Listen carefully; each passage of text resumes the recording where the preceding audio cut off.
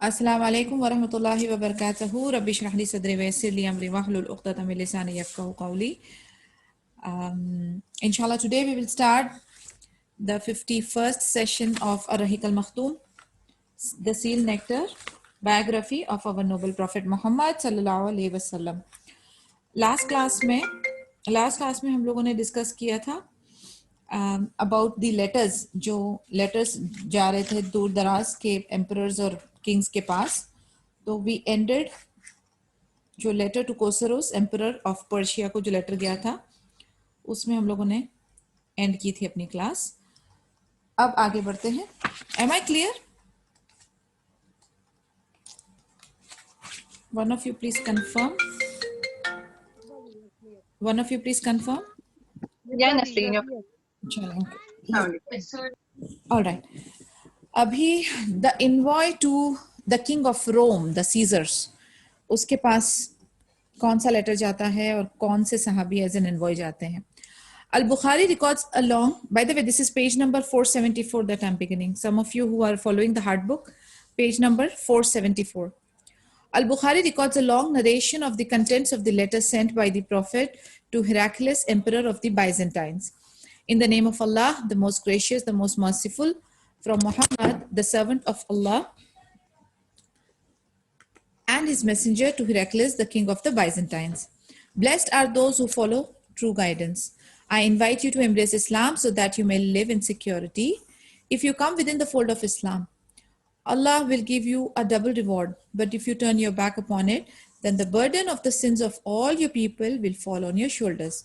Exactly the same letter का जो content है opening में, he's addressing to and from, and then चंद बातें कि ब्लेस्ड हैं वो लोग जो हिदायत पे हैं और इनवाइट कर रहे हैं कि दीन इस्लाम को कबूल करो ताकि आपको सिक्योरिटी के साथ रहने मिले. और जब आप दीन इस्लाम के फोल्ड में आ जाते हो तो अल्लाह ताला की तरफ से आपको डबल रिवॉर्ड है. लेकिन अगर आप इसको एक्सेप्ट नहीं करते तो आपके लोगों का जो गुनाह है वो भी आपके सर पड़ेगा. And again the same versus of Quran, सूरह number 3 verse 64. Dihya bin Khalifa al-Kalbi radhiyallahu anhu was ordered to hand the letter to the governor of Busra, who would in turn send it to Caesar. तो the Sahaba who was in charge was Dihya bin Khalifa al-Kalbi radhiyallahu anhu को कहा गया था कि ये order जो ये letter है ये हैंड ओवर करो किसको? गवर्नर ऑफ बुसरा को, जो कि सीजर तक पहुंचाएंगे. Incidentally, Abu Sufyan bin Harb, who at that time had not yet embraced Islam, was summoned to the court, and Heraclius asked him many questions about Muhammad sallallahu alaihi wasallam and the religion that he preached. The testimony which this open enemy of the Prophet gave regarding the personal excellence of the Prophet's character, the good that Islam was doing for humanity, left Heraclius wonderstruck. अभी Heraclius king ने किसको बुलाया? अबू सुफियान बिन herb को बुलाया, जिसने अभी तक दीन इस्लाम कबूल नहीं किया था. तो उनको बुला के नबी सल्लल्लाहु अलैहि वसल्लम के बारे में और दीन इस्लाम के बारे में इंक्वायरी करने लगा. और ये जो खुला दुश्मन अबू सुफियान बिन हर्ब ने जो टेस्टिमनी दी, जो गवाही दी नबी सल्लल्लाहु अलैहि वसल्लम के बारे में, उनके कैरेक्टर के बारे में और जो अच्छाई वो कर रहे थे इंसानियत के लिए, वो सुनकर हिराक्लियस एकदम हैरान कुन हो गया.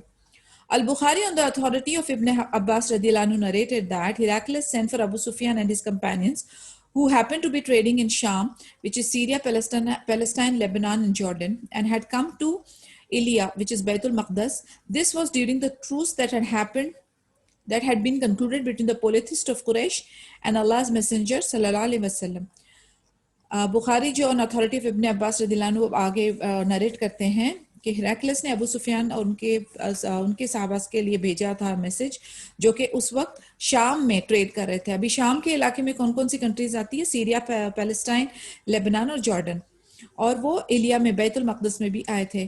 तो ये उस वक्त की बात थी जब जो ट्रूस था, जो मुशरिक ऑफ कुरैश और अल्लाह के नबी सल्लल्लाहु अलैहि वसल्लम के बीच में कंक्लूड हुआ था, उस टाइम की बात हो रही है. Heraclius, seated among his chiefs of staff, asked, "Who amongst you is the nearest relative to the man who claims to be a prophet?" Abu Sufyan relates the story. I replied, "I am the nearest relative to him from amongst the group." So they made me sit in front of him and made my companions sit behind me. Then he called upon his translator and said to him, "Tell them," that is Abu Sufyan's companions, "that I am going to ask him," that is Abu Sufyan, "about that man who claims to be a prophet. If he tells a lie, they should contradict him instantly. By Allah, had I not been afraid that my companions would consider me a liar, I would have told lies. अभी ये हरकिलिस जो है वो हिराकिलिस जो है वो अपने chief के साथ स्टाफ के साथ बैठा हुआ है। फिर उसने ये जो ट्रेडर्स थे जो बिजनेस करने आए हुए थे शाम में, उनसे पूछा कि नबी सल्लल्लाहु अलैहि वसल्लम जो अपने आप को डिक्लेयर करते हैं उनका करीबी कोई रिश्तेदार कौन होगा ये पूरे तमाम ग्रुप में से। तो अबू सुफियान ने कहा कि मैं हूँ, उनका इन पूरी जमात में से मैं हूं उनके करीब सबसे। फिर उन्होंने अपने ट्रांसलेटर को बुलाया और उसको बुलाया और अपने पास बिठाया और उनके साथी जो थे, अबू सुफियान के जो साथी थे, उनको पीछे बिठाया। फिर अपने ट्रांसलेटर को बुला के कहा कि अबू सुफियान से चंद क्वेश्चन अबाउट द प्रॉफिट पूछेंगे और उनके साथियों को इंस्ट्रक्शन दिया कि अगर आपको किसी भी पॉइंट पे लगेगा कि अबू सुफियान झूठ बोल रहा है तो आपने मुझे इमीडिएटली बताना है, आगाह करना है।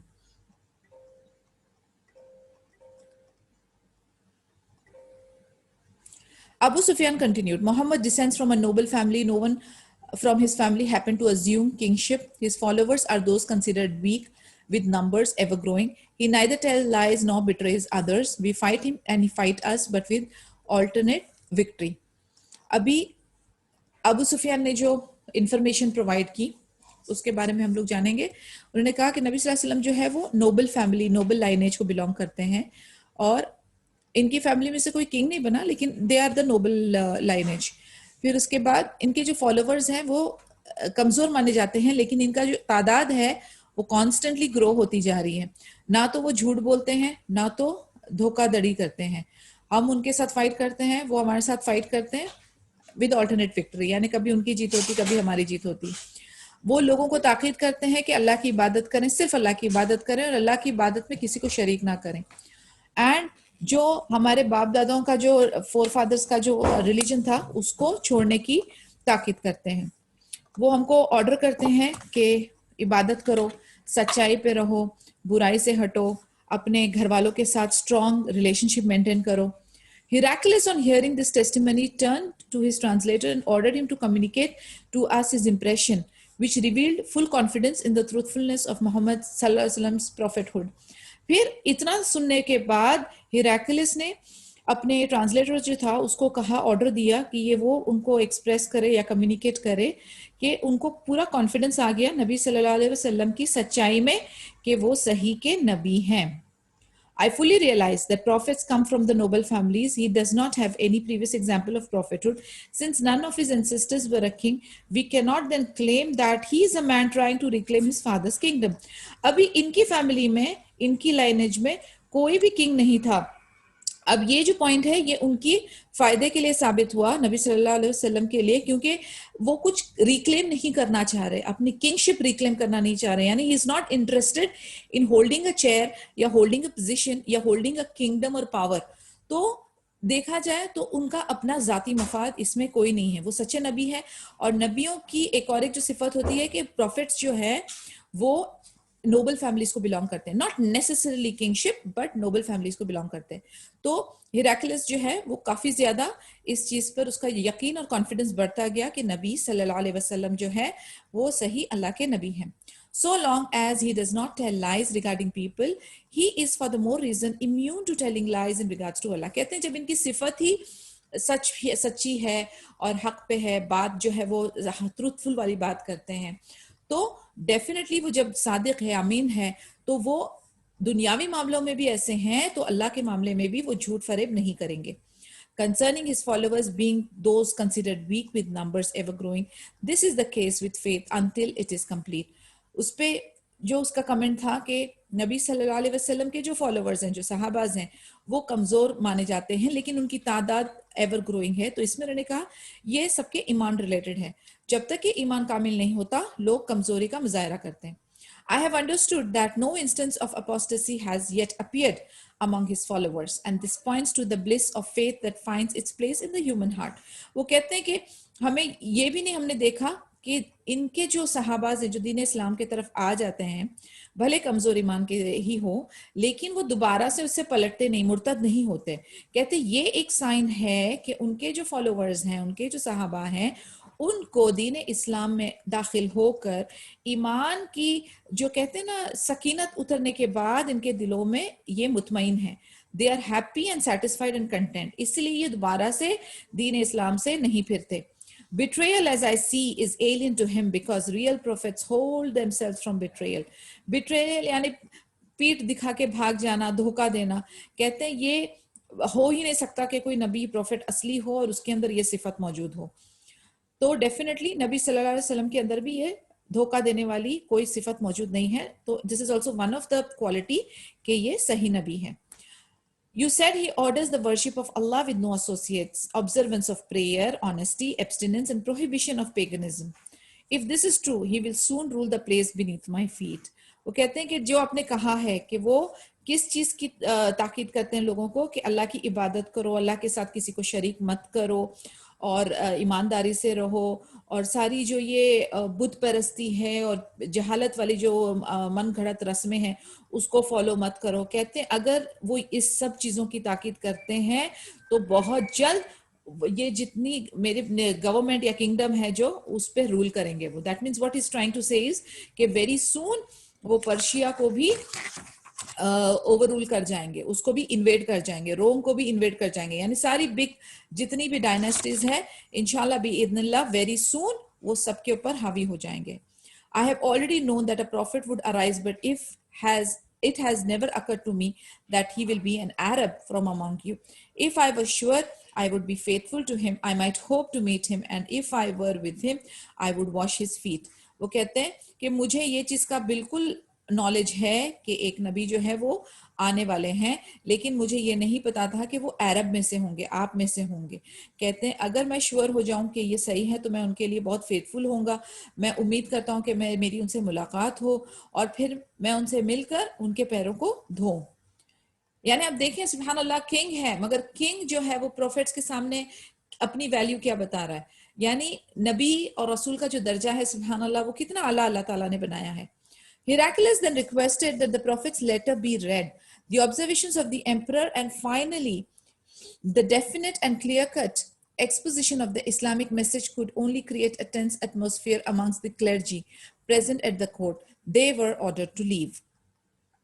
फिर हिराक्लियस ने क्या कहा, उसने रिक्वेस्ट किया कि नबी सल्लल्लाहु अलैहि वसल्लम का लेटर जो है वो पढ़ा जाए और ऑब्जर्वेशन जो एम्परर के हैं वो भी डेफिनेटली बता दे कि ये इस्लामिक मैसेज को लेकर उनकी क्या रिएक्शन है. लेकिन उनकी जो रिएक्शन है उससे उनके माहौल, उनके जो कोर्ट या सीनेट हम कहते हैं, जो उनकी काउंसिल है, उनके अंदर टेंस एटमॉस्फेयर हो सकता है.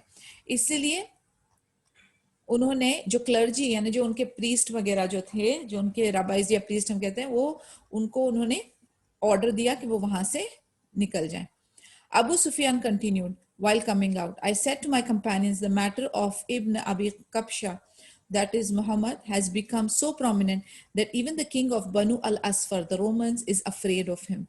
यानी अबू सुफियान कह रहे हैं कि नबी सल्लल्लाहु अलैहि वसल्लम जो हैं सुभान अल्लाह बिइज़्निल्लाह इतने पावरफुल हो गए, इतने प्रोमिनेंट हो गए, इतने फेमस हो गए कि बनु अल असफर यानी रोमन्स जो हैं वो भी उनसे डरते हैं. यानी देखा जाए तो Romans and Persians were very gigantic empire. इनकी बहुत पावर थी, इनकी बहुत स्ट्रेंथ थी, इनकी जो डोमिनियन थी वो बहुत दूर तक फैली हुई थी. तो उनके दिलों में भी नबी सल्लल्लाहु अलैहि वसल्लम का डर और खौफ पैदा अल्लाह ताला ने कर दिए थे और वो भी ये चीज को समझ रहे थे कि इस्लाम का गलबा होने वाला है और अल्लाह की मदद से वो जो है इन सारे गवर्नमेंट्स, इन सारे किंगडम्स के ऊपर इंशाल्लाह फतेह पाएंगे. So I continue to believe that Allah's messenger would be victorious until Allah made me embrace Islam.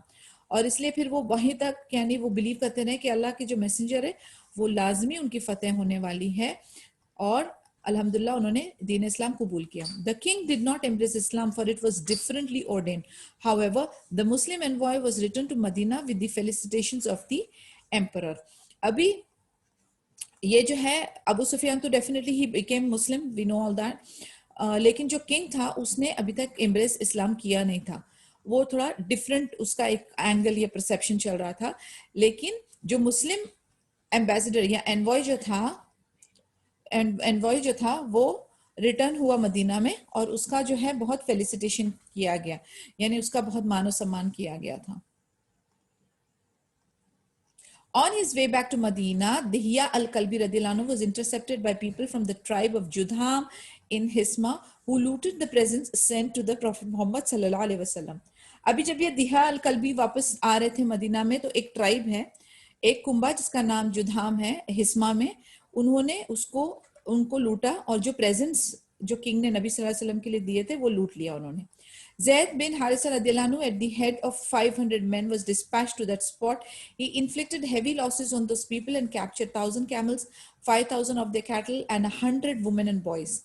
One of the chiefs of Judham, who had embraced Islam, filed a complaint with the Prophet Muhammad sallallahu alaihi wasallam, who gave a positive response to his protest and ordered that all the spoils and captives be returned. अभी ये जो tribe वालों ने इनको लूटा तो जैद बिन हारिस रदियल्लाहु अन्हु 500 आदमियों के साथ वहां पर भेजे गए और फिर उन्होंने जब उनको अटैक किया तो उनको काफी अच्छा माल गनीमत मिला. 1000 कैमल, 5000 कैटल और 100 वुमेन और बॉयज मिले. लेकिन चीफ ऑफ जुधाम जो था उसने दीन इस्लाम कबूल कर लिया. फिर उसने कंप्लेन फाइल की नबी सल्लल्लाहु अलैहि वसल्लम के पास. नबी सल्लल्लाहु अलैहि वसल्लम ने फिर पॉजिटिव रिस्पांस करके अपने सहाबास को ऑर्डर किया कि उनका जो माल था वो उनको माल और जो लोग बंदी थे, प्रिजनर ऑफ वॉर्स थे, उनको रिटर्न कर दिया जाए. क्योंकि उनकी ये एक वो होती थी ना कि अगर दीन इस्लाम कबूल कर लिया जाए तो फिर आप उनका बूटी जो है वो क्लेम नहीं कर सकते. Most of the authors on the battles of Prophet state that this event occurred before Al-Hudaybiyah. However, this is an obvious mistake since he Sallallahu Alaihi Wasallam sent the letter to Heraclius after Al-Hudaybiyah. This is why Ibn al-Qayyim said it was after Al-Hudaybiyah without doubt. अभी कुछ सारे जो authors है वो कहते हैं कि ये वाला जो मामला था हेराक्लियस वाला, ये हुदैबिया की जो ट्रीटी है उसके पहले हुआ था. लेकिन जो सही राय बनती है, ज्यादा जो यूनानिमस बनती है, वो ये है कि ये जो है हेराक्लियस का जो लेटर भेजा गया था, ये पूरा किस्सा जो है वो अल हुदैबिया के बाद में हुआ था. एंड इसीलिए इब्न अल क़य्यूम भी कहते हैं very confidently that it was after Al-Hudaybiyah without a doubt. Fifth letter, पांचवा letter to Mundir bin Sawa, governor of Bahrain.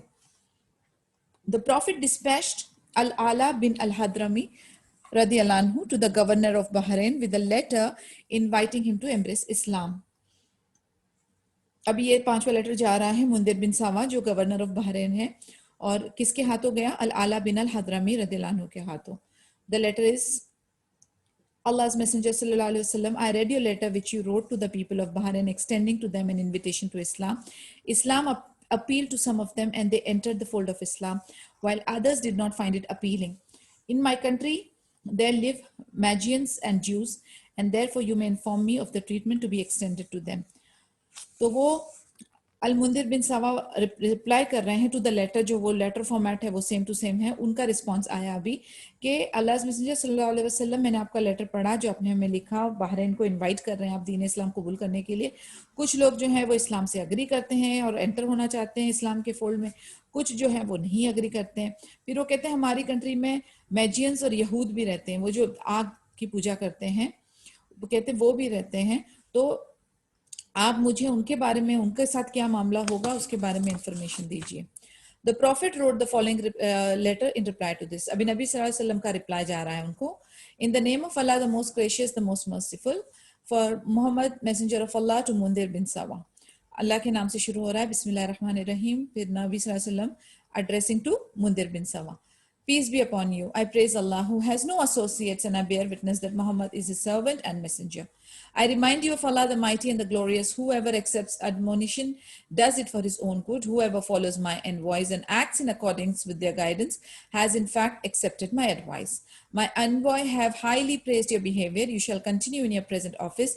Give the new Muslims a full chance to preach their religion. I accept your recommendation regarding the people of Bahrain, and I pardon the offenses of the offenders. Therefore, you may also forgive them. On the people of Bahrain, whoever wishes to continue in their Jewish or Magian faith should be made to pay jizya. Simple and sweet and to the point. उन्होंने कहा कि जैसे अल्लाह ताला की हम्द व सना कर रहे हैं और फिर कह रहे हैं कि जो भी अच्छाई एक्सेप्ट करेगा वो उसके लिए ही खैर होगा. जो हमारे एनवॉय का या जो हमारे मैसेंजर का मैसेज लेकर उसके हिसाब से हिदायत वाले काम करेगा, तो इसका मतलब है कि आपने हमारी जो राय या हमारी जो एडवाइस थी उसको एक्सेप्ट की. फिर वो कहते हैं कि हमारा जो एनवॉय है, हमारा जो बंदा है, एम्बेसडर है, जो मैसेंजर है, उन्होंने आपके हुस्न अखलाक के बारे में बहुत तारीफ की, तो इसलिए आप जो है अपने प्रेजेंट ऑफिस में कंटिन्यू करो. और जो न्यू मुस्लिम्स हैं ना, उनको आप चांस दो कि वो दीन इस्लाम को प्रीच करें, लोगों को टीच कर सकें. कहते हैं हम आपके रिकमेंडेशन को एक्सेप्ट करते हैं regarding the people of Bahrain, और हम उन सब लोगों को माफ करते हैं जिन्होंने हमें ऑफेंस किया हो, और आप भी उन्हें माफ कर दीजिए.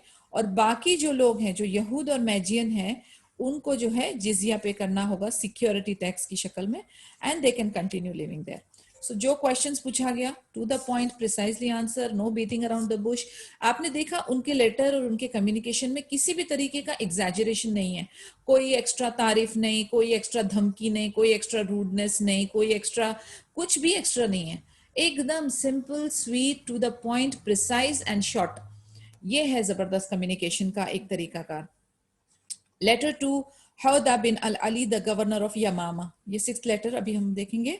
In the name of Allah the most gracious the most merciful, from Mohammad messenger of Allah to हौदा bin Ali, peace be upon him who follows true guidance, be informed that my religion shall prevail everywhere. You should accept Islam, and whatever is under your command shall remain yours. The envoy chosen was Sulayd bin Amr al-Amiri radiallahu anhu, who after communicating his message carried back the following reply to the Prophet Muhammad sallallahu alaihi wasallam. अभी नबी सल्लल्लाहु अलैहि वसल्लम ने क्या कहते हैं, हौदा बिन अली को letter भेजा जो गवर्नर ऑफ यमामा थे। यही कहा उनको, हमदो सना अल्लाह की सलामती की से स्टार्ट किया और कहा कि आप, मेरा जो दीन है वो हर जगह पे फैलने वाला है, आप इस्लाम को कबूल करें और जो कुछ भी आपके कमांड में है वो आपके पास ही रहेगा। और जो एनवॉय सिलेक्ट हुआ थे वो थे सुलैद बिन अमर अल अमीरी रदियल्लाहु अन्हु। उन्होंने मैसेज कम्युनिकेट किया हौदा बिन अली को और फिर उनका रिप्लाई लेके नबी सल्लल्लाहु अलैहि वसल्लम के पास आए। The faith to which you invite me is very good. I am a famous orator and poet.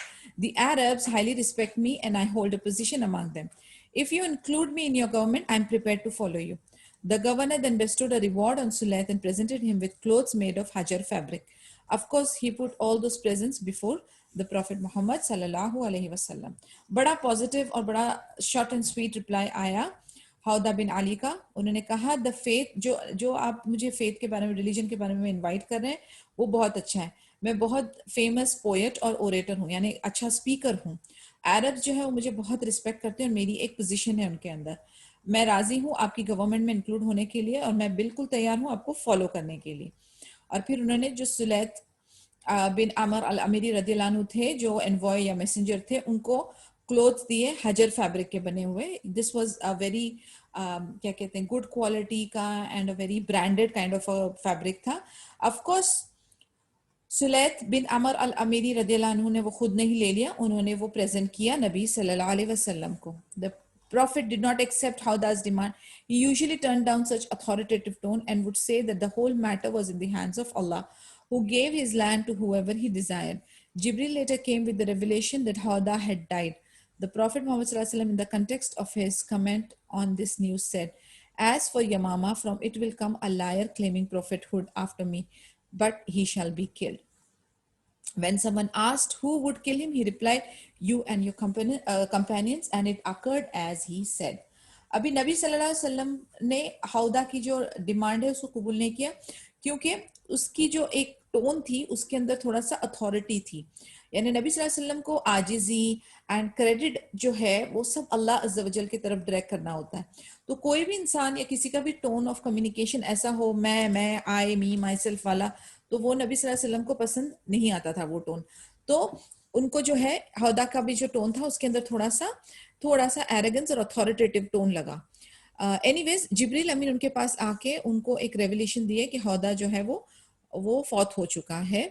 फिर नबी सल्लल्लाहु अलैहि वसल्लम ने एक और एक न्यूज़ दी कि यमामा में एक झूठ प्रॉफिटहुड, यानी एक कहते हैं ना कि बहुत सारे ऑलमोस्ट 32 जो है लोगों ने क्लेम किया प्रॉफिटहुड झूठ की बेसिस पे, तो यमामा से भी एक ऐसा लायर प्रॉफिट आएगा और उसका कत्ल हो जाएगा। तो साहबाज ने पूछा कौन उसको कत्ल करेगा, उन्होंने कहा यू एंड योर कंपेनियंस, आप और आपके साथी, और आगे चल के वो वैसा ही हुआ। Letter to Al Harith bin Abi Shimr Al Ghassani, the king of Damascus. अभी 7वां लेटर किसको जा रहा है? अल Harith bin Abi Shimr Al गसानी, जो किंग ऑफ दमस्कस थे। In the name of Allah, the most gracious, the most merciful, from Muhammad, messenger of Allah, to Al Haris bin Abi Shimr. Peace be upon him who follows true guidance, believes in it, and trusts it. I invite you to believe in Allah Azza wa Jalla alone with no associate, and your kingdom will remain yours. Shuja bin Wahab radhiyallahu anhu had the honor of taking the letter to Haris, who, upon hearing the letter read in his audience, was madly infuriated and uttered, "Who dares to dispose me of my country? I will fight him." the prophet yani, and arrogantly rejected the prophet's invitation to the fold of Islam. अब ये Damascus का जो king था वो outright उसने reject कर दिया. शुजा बिन वहाब रदियल्लाहु अन्हु थे एनवॉय जिन्होंने लेटर लेकर गए थे अल हारिस बिन शमिर के पास, और उसने गुस्सा हो गया. उसने कहा किसी को हक नहीं मेरी कंट्री में से यानी मुझे डिस्पोज ऑफ करे, मैं उनसे लड़ाई करूंगा, और रिजेक्ट कर दिया नबी सल्लल्लाहु अलैहि वसल्लम के इनविटेशन को. Letter number 8, letter to the king of Oman, Jaifar, and his brother Abd bin al-Julandai. In the name of Allah, the most gracious, the most merciful, from Muhammad bin Abdullah to Jaifar and Abd, the sons of al-Julandai, peace be upon him who follows true guidance. I invite both of you to the call of Islam. Embrace Islam. Allah has sent me as a prophet to all the creation in order that I may instill fear of Allah Azza wa Jal in the hearts of his disobedient creatures, so that there may be left no excuse for those who deny Allah subhanahu wa ta'ala. If you do accept Islam, you will remain in command of your country. But if you refuse my call, you must remember that all your possessions are perishable. My cavalry would take possession of your land, and my prophethood will assume superiority over your kingship.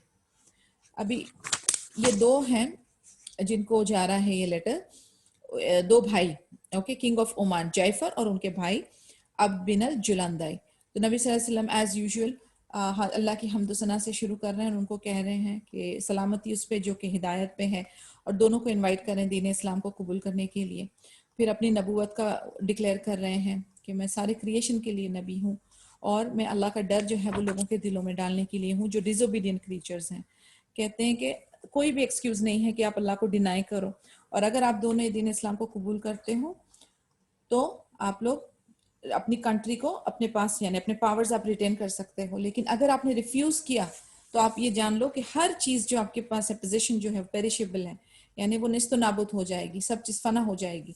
और मेरी जो cavalry है, जो army है, वो आपकी इन चीजों को और आपकी लैंड को आपसे छीन सकते हैं, लेकिन मेरी नबूवत जो है वो सुपीरियरिटी रहेगी हमेशा, आपकी जो किंगशिप है उसके ऊपर हमेशा हावी रहेगी. अमर बिन अलास रदियल्लाहु अन्हु was chosen to carry the letter, narrated the following story that happened before he was admitted into the audience of Jaifar. अभी वो अपनी एनवॉय जो थे, जो सहाबा थे, अमर बिन अलास बता रहे हैं कि क्या हुआ था उनके उधर जाने के पहले. When I arrived in Oman, I contacted Abd, who was known to be more mild-tempered than his brother. The following dialogue took place between him and me. अभी एक जो भाई था ना अब्द, वो थोड़ा माइल्ड टेम्पर का था, गुस्से वाला नहीं था. तो उनके साथ उन दोनों के बीच में अमर बिन आस और अब्द के बीच में क्या डायलॉग हुआ. अमर, I am the envoy of Allah's prophet coming to see both of you and your brother.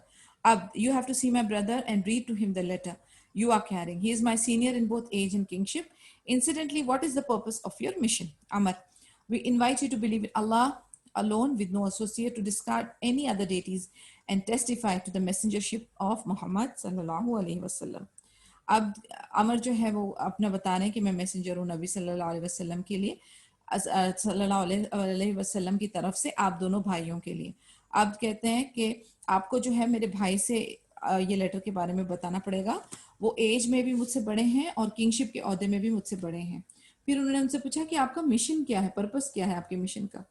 तो उन्होंने कहा कि हमारा मिशन है कि हम आपको अल्लाह पे यकीन रखने के लिए कह रहे हैं, शिर्क से मना कर रहे हैं, और कोई और डेटीज, कोई और माबूद की पूजा या वर्शिप नहीं होगी. और ये आपने टेस्टिफाई करना है कि नबी सल्लल्लाहु अलैहि वसल्लम जो है अल्लाह के रसूल और नबी हैं. तो अब्द ने कहा, ओ अमर, you come from a noble family, but first of all tell me, what was your father's attitude concerning this faith? You know, we used to follow his steps. तो वो अमर से पूछ रहे कि तुम नोबल फैमिली से हो, पहले मुझे ये बताओ कि तुम्हारे वालिद का एटीट्यूड क्या था इस ईमान और इस मजहब को लेकर. कहते हैं आपको पता है हम उनके फुटस्टेप्स को फॉलो करते हैं. तो अमर कहते हैं कि डेथ जो है overtook him before believing in Muhammad सल्लल्लाहु अलैहि वसल्लम mission. I wish now he had embraced Islam and had faith in it before his death. I myself had adopted the same attitude until Allah Azza wa Jal guided me towards Islam.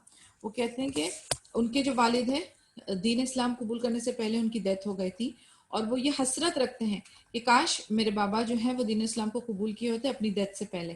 कहते हैं मेरा भी attitude यही था, लेकिन अल्हम्दुलिल्लाह मुझे अल्लाह की तरफ से हिदायत आ गई. फिर अब्द उनसे पूछ रहे हैं, when did you embrace Islam? Amr कह रहे हैं, when I was in the court of the Negus who also entered Islam. तो कहते हैं जब वो जो इब्न सीनिया के किंग के पास थे कोर्ट में, तभी उन्होंने एक्सेप्ट किया था दीन इस्लाम. फिर आप कहते हैं लोगों का रिएक्शन कैसा, फिर अमर कहते हैं कि they approved of him and followed his steps, यानी उनके लोगों ने भी अप्रूव किया और उनके फॉलो किया स्टेप्स को। फिर अब कहते हैं the bishops and monks as well, तो वो कहते हैं हाँ bishops and monks as well, यानी उनके जो रिलीजियस क्लर्जी या जो लीडर्स थे उन्होंने भी एक्सेप्ट किया। फिर अब कहते हैं beware of lying Amr, for this soon disgraces a person then any other thing. उनको कहते हैं कि होशियार हो जाओ कि कहीं आप झूठ तो नहीं बोल रहे, क्योंकि झूठा जो आदमी होता है कहीं ना कहीं जाके आगे फिर रुसवा ही होता है।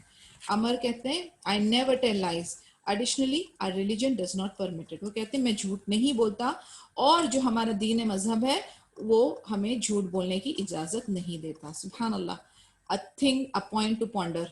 क्या हम भी, हमारे जो कलिमात है वो हक हैं, सच हैं, अगर थोड़ा सा भी उसमें हेर फेर है, झूठ है, इस्तगफार करिए और अपने आप को झूठ से बचाइए। बिकॉज अ वेरी स्ट्रॉन्ग हदीस इज देयर, नबी सल्लल्लाहु अलैहि वसल्लम ने उसका मफहूम मैं आपको बताती हूँ कि जो झूठा है वो हमें से नहीं है, यानी ये एक ऐसा वाइस या ये एक ऐसा ऐब या ये एक ऐसा गुनाह है कि वो सीधा सीधा जो है दूसरे गुनाहों को जो है ना उसको लिंक करते हुए आपको दूसरे गुनाहों में मुब्तला करता है। कहते हैं ना एक झूठ से बचने के लिए आपको 1000 झूठ बोलना पड़ता है।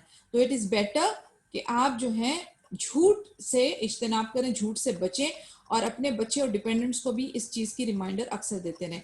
It is okay to be honest, it is okay to be straightforward, it is okay to be upright, लेकिन झूठ से बचें। और कभी ऐसी सिचुएशन आती है कि आप ऐसे एक डेड एंड पे हो कि आप सिर्फ झूठ ही बोल के आप फारिग हो सकते हो, so it is better to be silent. अगर आप खामोश हो जाएं तो बेटर है। और अगर there are certain occasions and times जहां पर झूठ की परमिसिबिलिटी है, इंशाल्लाह ताला will try to discuss that, और उसकी जो रिलेटेड कंडीशन है मैं इंशाल्लाह नोट करती हूँ कि आपके लिए डालूं इंफॉर्मेशन। सो झूठ जो है उससे हमें बचना होगा। और अब तक के जो लाइल्मी में या हमने बोलते ना बीइंग केयरलेस होके माइंडलेस होके किया होगा, उसके लिए हम खूब इस्तगफार करेंगे। फिर अब कहते हैं has Heraclius been informed that the Negus has accepted Islam? Amar, yes of course. Then अब how did you happen to know that? अमर कहते हैं अभी ये जो है वो उससे इंक्वायरी कर रहा है कि हिराक्लियस ने भी हिराक्लियस को पता है कि नेजस ने भी दीन इस्लाम कबूल किया। वो कहते हैं हाँ उन्हें पता है। वो कहते हैं आपको कैसे पता, how did you happen to know that? तो वो कहते हैं the Negus used to pay land tax to Heraclius, but when the former embraced Islam he swore he would discontinue that tax. When this news reached Heraclius, his brother Al-Yanak advised him to take actions against Negus, but he refused and added that he himself would do the same if he were not greedy of his kingship. तो नीजस जो है वो land tax जो है हिराक्लियस को पे करते थे दीन इस्लाम कबूल करने से पहले, लेकिन दीन इस्लाम कबूल करने के बाद उन्होंने टैक्स पे करना डिसकंटिन्यू किया। जब ये न्यूज हिराक्लियस के पास गई तो उनके भाई अलियनाक उनको कहते हैं कि एक्शन लो नीजस के अगेंस्ट, लेकिन उन्होंने कहा नहीं मैं नहीं लूंगा ये, क्योंकि शायद मैं भी इसी तरीके से रिएक्ट करता अगर मैं किंगशिप के लिए, यानी ये जो ताज और तख्त के मुझे लालच नहीं होती तो मैं भी शायद वैसे ही करता। फिर अब कहते हैं what does your prophet order you to do? आपके नबी जो हैं वो क्या आपको हुक्म देते हैं, क्या अमर देते हैं? तो अमर कहते हैं ही ऑर्डर्स अस टू ओबे अल्लाह, कि हम अल्लाह को ओबे करें, अल्लाह की फरमाबरदारी करें, the almighty and the all glorious, to be pious and maintain good ties with family. He forbids aggression, adultery, disobedience, wine, idolatry and division to the cross. वो कहते हैं वो हमें ताकीद करते हैं कि आप नेक रहो, परहेजगार रहो, अपने घर वालों के साथ फैमिली के साथ अच्छे ताल्लुकात रखो, किसी पे जुल्म मत करो, जिनाकारी मत करो, बेहुरमती मत करो, वाइन से दूर रहो और आइडल वर्शिपिंग से दूर रहो, बुत परस्ती से दूर रहो, और क्रॉस के ऊपर आपकी डिवोशन नहीं होनी चाहिए, यानी कोई माबूद के लिए जगह नहीं है।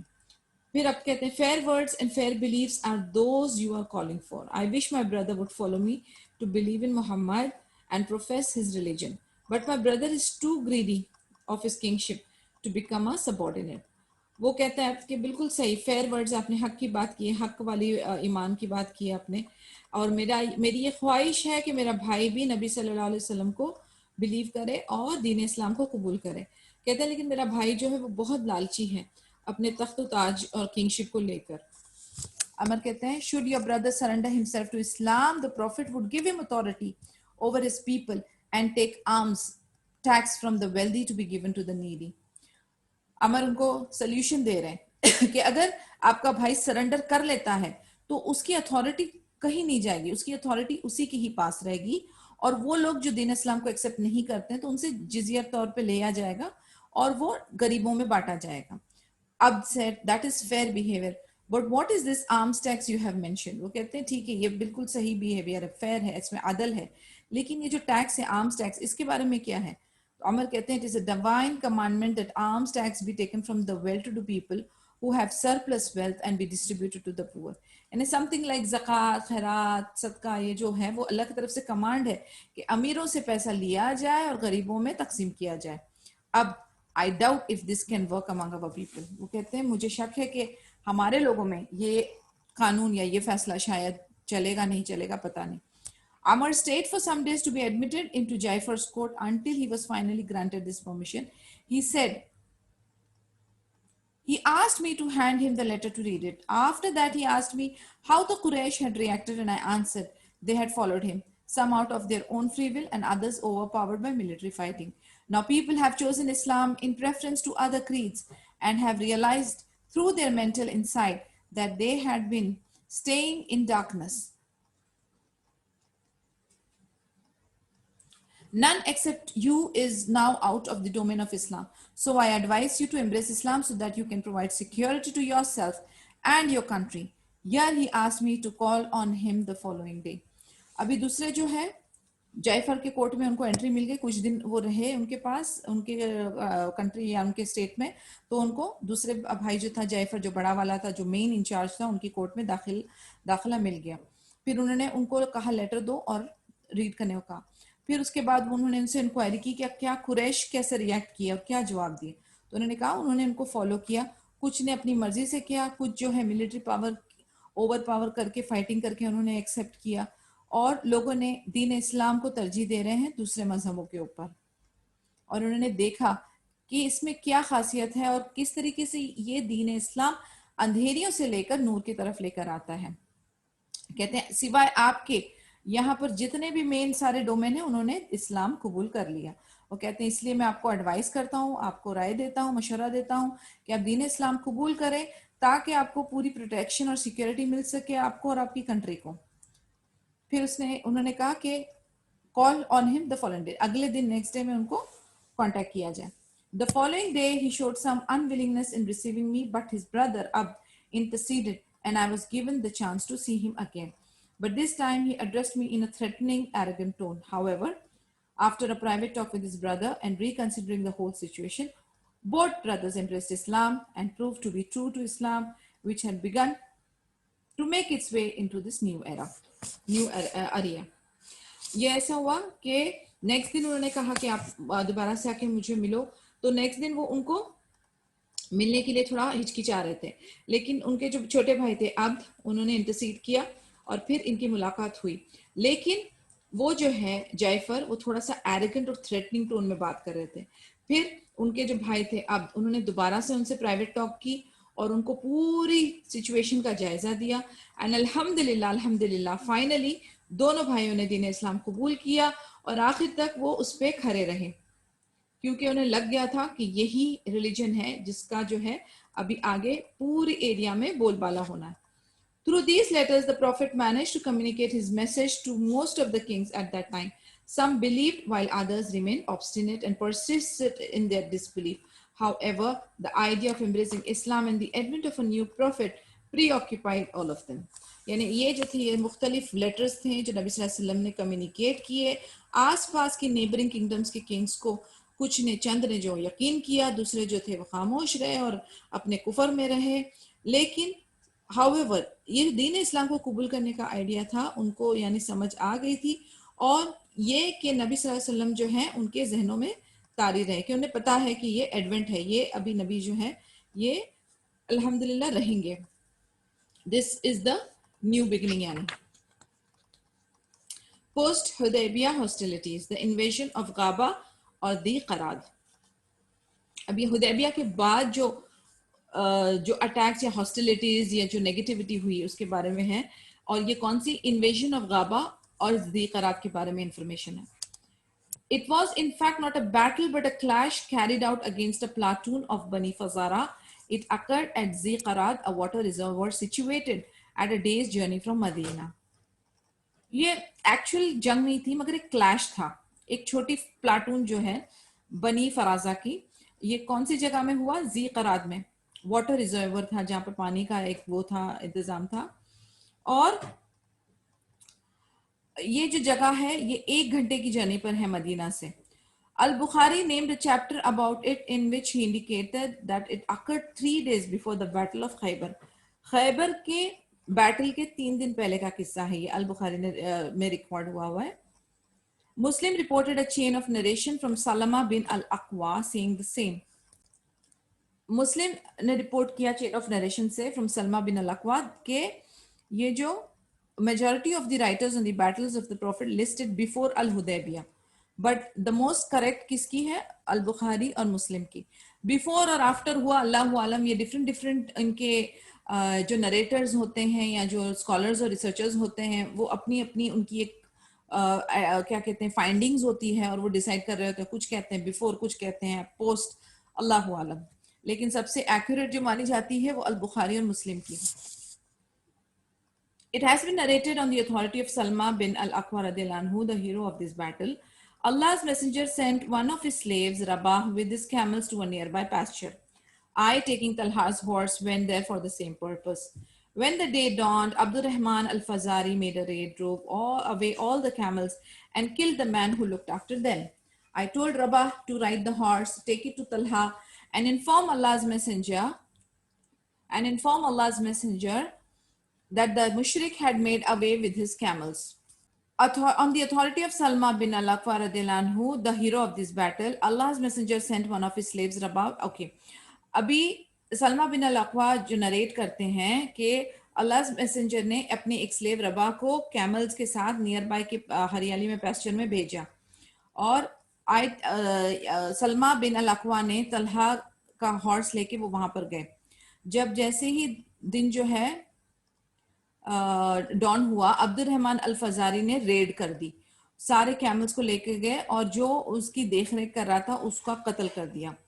तो रबा को उन्होंने कहा कि हॉर्स लेकर जाओ और तलहा के पास जाओ और नबी सल्लल्लाहु अलैहि वसल्लम को बताओ कि मुशरिक जो है यहाँ पर आ गए हैं और कैमल्स को लेकर चले गए हैं. फिर वो एक हिल पे खड़े हो गए, मदीने की तरफ अपना फेस किया और 3 बार उन्होंने चिल्लाया, कम टू अवर हेल्प, हमारी मदद के लिए आओ. After that, I set out in pursuit of the raiders, shooting at them with arrows and chanting self-eulogistic verse. I am the son of Al-Aqwa. Today is the day of defeat for the mean. By Allah, I continued shooting at them and killing their animals. अभी जैसे आपने देखा कि एक जो group था ये आए, इन्होंने ये कैमल वाला जो हर्ड्समैन था उसका कत्ल किया, कैमल्स को लेकर चले गए और फिर नबी सल्लल्लाहु अलैहि वसल्लम के पास जो है इंफॉर्मेशन पहुंची और फिर इन्होंने क्या किया, सलमा बिन अल-अक़वा जो है वो हिल पे गए, मदीने की तरफ फेस किया और चिल्लाने लगे, हमारी मदद के लिए आओ. और फिर वो है रेडर्स के पीछे भागे, उनके पीछे एरोज फेंकने शुरू किए और उसके बाद खुद से उन्होंने लाउडली चैंट करना शुरू किया कि मैं हूं अल-अक़वा का बेटा. Today is the day of defeat for the mean, यानी जो मीन है, जो सेल्फिश लोग हैं, उनकी हार होने वाली है. By Allah, I continued shooting at them and killing their animals. यानी वो कंटिन्यूसली जो है वो शूट करते जा रहे थे और दुश्मन के जो एनिमल्स हैं उनको किल करते जा रहे थे. Whenever a horseman turned upon me, I would come to a tree, sit at its base, shoot at him, and killing his horse. At last, they entered a narrow mountain gap. I ascended that mountain and held them at bay by throwing stones at them.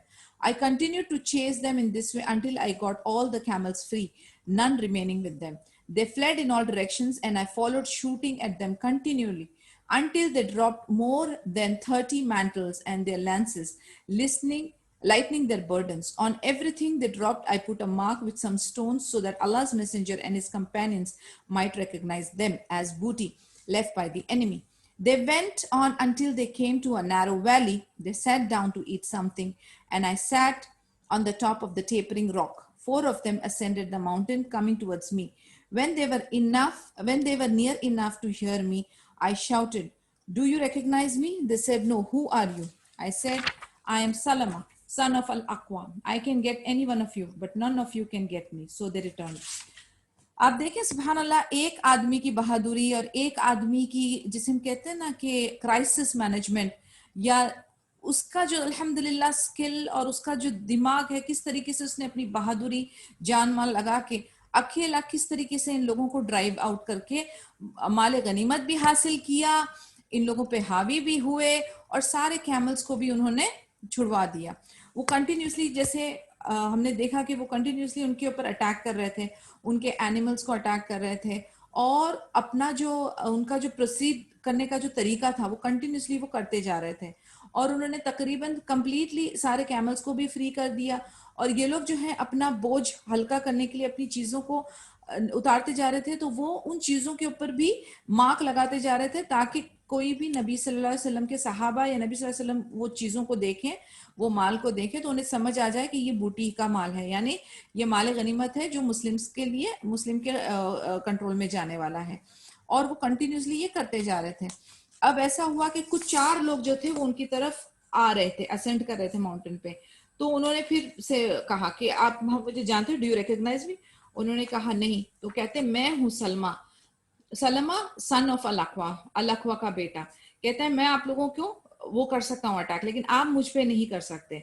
और फिर वो लोग लौट गए। यानी आप देखें उनके लिए माशाल्लाह उनकी उनकी जो अथॉरिटी थी, जिस तरीके से वो अपने वर्ड से लोगों के ऊपर, अल्हम्दुलिल्लाह अल्लाह की मदद इस तरीके से आ रही है कि उनके दिल में खौफ तारी हो रहा है। एक अकेला आदमी, indeed he was the hero of this small battle, or you can say एक small जो clash हुआ था, अल्हम्दुलिल्लाह। I did not move from my place until I saw the horsemen of Allah's Messenger sallallahu alaihi wasallam, who came riding through the trees. The foremost among them was Akhram. Behind him was Abu Qatada al-Ansari, followed by Al-Miqdad bin al-Aswad radiyallahu anhuma. Akhram and Abdurrahman al-Fazari met in combat. अभी वो अपनी वही तैनात थे वो जगह पे, वो छोड़े ने उन्होंने वहीं पर ही अपनी एक ड्यूटी जैसे लगा दी थी, जब तक कि नबी सल्लल्लाहु अलैहि वसल्लम की तरफ से एक हॉर्समैन, एक मैसेंजर नहीं आया। अब काफी सारे सहाबाज के मेंशन है यहाँ पर जो पहुंचे वहां पर।